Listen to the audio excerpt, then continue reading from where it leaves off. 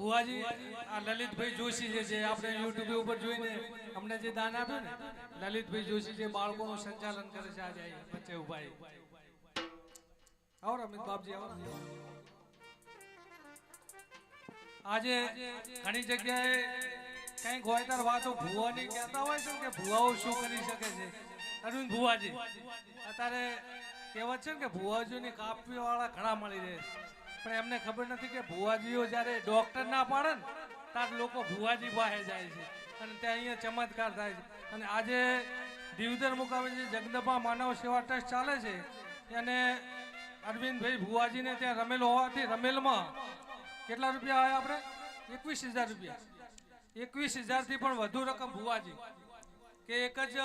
ખાલી 5 મિનિટમાં અરવિંદ ભુવાજી અમૃતભાઈએ વાત કરી એવી તરત જ વિચાર કરો કે 21,000 રૂપિયા એટલે કોને કેવડા આજની તારીખની અંદર 5 જ મિનિટની અંદર 21,000 રૂપિયા જે જગદંબા માનવ સેવા ટ્રસ્ટના બાળકોને મળે છે ત્યારે હું યુટ્યુબના માધ્યમથી એટલું જ કહેવા માંગુ છું કે ક્યારેક કોકની નિંદા કરતા પહેલા આપણે હોમ વિચાર કરજો કે ભુવાજીઓ તો માતાજીની આરાધના કરતા હોય છે અને માતાજીના આશીર્વાદ હોય અને એમની પાસેથી જ્યારે ભુવાજી એમને એમ નથી દોરાતો ભુવાજી થાય ને ત્યારે કેટલા પરીક્ષાઓમાંથી પાસ થતા હોય ને ત્યારે ભુવાજી થાય છે અને તમામ ભુવાજીને પણ ખબર છે અને અમુક લોકો વાતો કરવા વાળા હમણાં જ એક મુલાકાતથી એક જગ્યાએ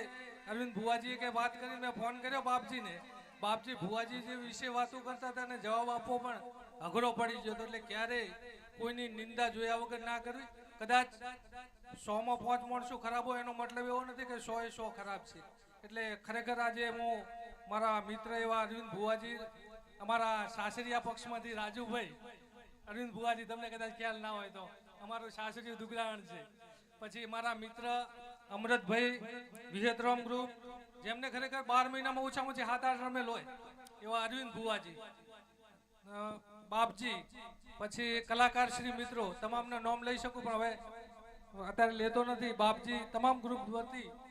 આજે અરવિંદ ભુવાજી તરફથી તમામ મિત્રોએ મળી અને 21,000 રૂપિયા જે જગદંબા માનવ સેવા ટ્રસ્ટને આપ્યા એ બદલ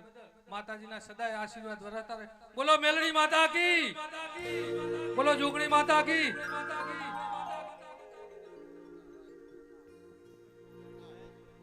ખૂબ ખૂબ અભિનંદન જય માતાજી